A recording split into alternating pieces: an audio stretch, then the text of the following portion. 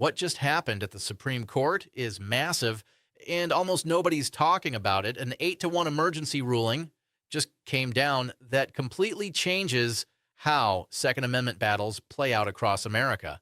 And here's the twist. This isn't a simple win or loss. It's something way more complicated and way more important for your gun rights. By the end of this video, you'll understand exactly what this means for you and your Second Amendment freedoms. So let's dive in. Before we start, hit that subscribe button and double check you're still subscribed. YouTube keeps unsubscribing people from channels like mine. If this content matters to you, smash that like button too. The Supreme Court just denied emergency review in one of the most critical Second Amendment cases you've probably never heard of. This involves something called a SAPA law, Second Amendment Preservation Act. What's a SAPA law? Simple. It's a state saying, we're not going to help the federal government enforce gun laws we think violate the Second Amendment. This matters because federal agencies rely heavily on state and local law enforcement to enforce federal laws. They don't have the manpower alone. When a state says we're not helping, it creates a massive problem for federal enforcement. Missouri passed their SAPA law in 2021, and they went Allen. The law said Missouri defines the Second Amendment our way. No state resources or personnel for enforcing unconstitutional federal gun laws. State officials can't help federal agents enforce laws that violate too. Citizens could sue state officials who do help. That last part is huge. Missouri gave enforcement power directly to citizens.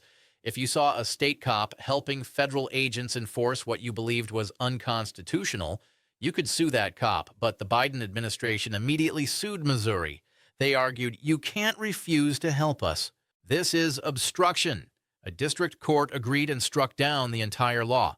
Missouri didn't back down. They appealed and asked for a temporary stay, basically saying, let us keep this law while we fight.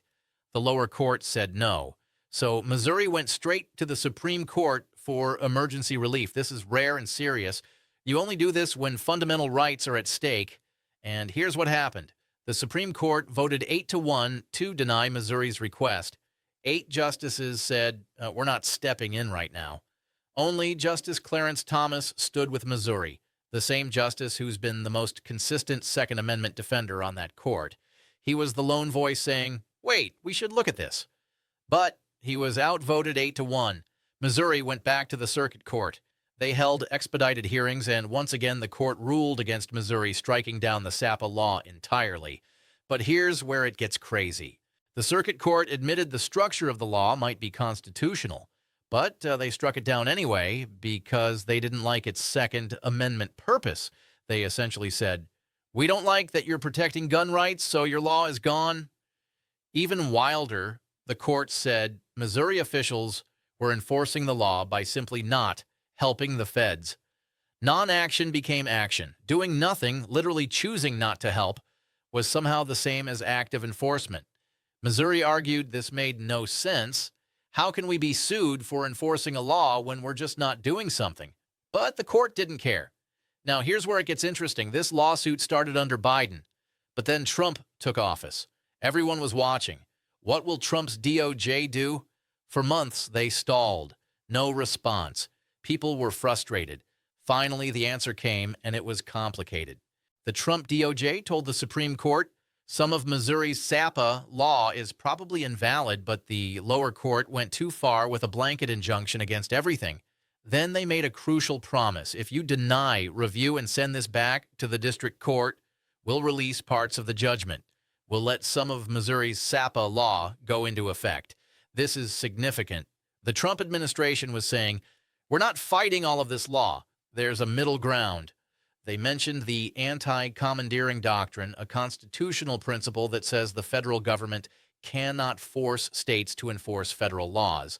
They believed some of Missouri's law might be protected under that doctrine. Missouri responded, you just admitted the lower court went too far. That's exactly why the Supreme Court should review this. It was a good argument, but the Supreme Court didn't buy it. 8-1, they said no. The case goes back to the lower court. So what does this mean for you and your gun rights? First, this case is not over. The Supreme Court just said they're not intervening right now. That's different from saying Missouri's law is unconstitutional forever. The Trump DOJ promised to release parts of the injunction once it goes back to district court. That means some provisions of this law could actually go into effect based on their filing. They'll likely allow the non-enforcement aspects. That means Missouri officials won't be required to help federal agents enforce certain federal gun laws. They can say, that's your job, not ours.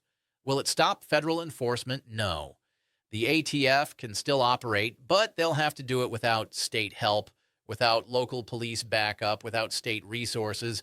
And that matters because federal agencies rely heavily on that cooperation. Here's what we're about to find out. Will Trump's DOJ keep their promise? Which parts of the law will they allow? Will other states follow Mizzou's lead? Because Missouri isn't alone in watching this. States across America are asking, can we pass a SAPA law? Can we protect our citizens' Second Amendment rights? If Missouri's law survives, even partially, it creates a precedent. Other states will follow. We could see a wave of Second Amendment sanctuary states refusing to cooperate with federal gun control. The anti-gun lobby knows this. That's why they fought to kill Missouri's law completely. They didn't want it narrowed. They wanted it obliterated, but now the door's cracked open. Not wide open, but cracked. And that's hope. This isn't just about guns. It's about federalism, the balance of power between states and the federal government. The Founding Fathers designed separate sovereign levels of government. The 10th Amendment says powers not given to the federal government belong to states or the people. The Supreme Court has recognized the anti-commandeering doctrine before. In Prince v. United States 1997, they said the federal government can't force local law enforcement to do background checks. Justice Scalia wrote the feds have to enforce their own laws with their own resources. So why is Missouri's law controversial? Because critics say Missouri isn't just refusing to help. They're actively interfering by penalizing officials who cooperate and declaring federal laws invalid. Missouri's response, we're not nullifying federal law. We're just not helping enforce it. The feds can still do their job. They just have to do it themselves. It's a nuanced argument walking a fine line between state sovereignty and potential obstruction. And here's why this matters beyond guns. If Missouri wins, it opens the door for states on all issues to say, we won't help enforce laws we think are unconstitutional. That could restore state sovereignty and limit federal overreach. Or it could make federal law unenforceable in certain states. That's what's really at stake, the entire structure of American federalism. This case goes back to the Western District of Missouri. The district court will process the Trump DOJ's promise to release part of the injunction. The judge will decide which parts get released. What can Missouri enforce? But remember, this judge already ruled against Missouri once, so there's no guarantee they'll be friendly now. Even if Trump's DOJ is more accommodating, Missouri will have to carefully implement whatever they're allowed to enforce. Because the moment they start, someone will challenge them again. The big question, will this eventually come back to the Supreme Court? Because this was just an emergency review denial, not a ruling on the merits. If there's a final judgment in the lower courts, Missouri could appeal back up to the Supreme Court. And Justice Thomas already showed he's interested. He might persuade other justices to take it at that point. So, there's a path for a landmark ruling on whether states can refuse to enforce federal gun laws. It's not guaranteed, but the path exists. This 8-1 ruling isn't the end.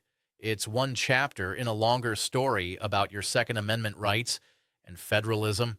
Is it a win? Partially. The Trump DOJ promised to allow some enforcement. Is it a loss? Also partially, the Supreme Court refused to clarify critical questions right now, but the fight for the Second Amendment never ends. It requires constant vigilance. What Missouri is doing matters. They're fighting. They're not accepting federal overreach. They're using every legal tool to protect constitutional rights. That should inspire you.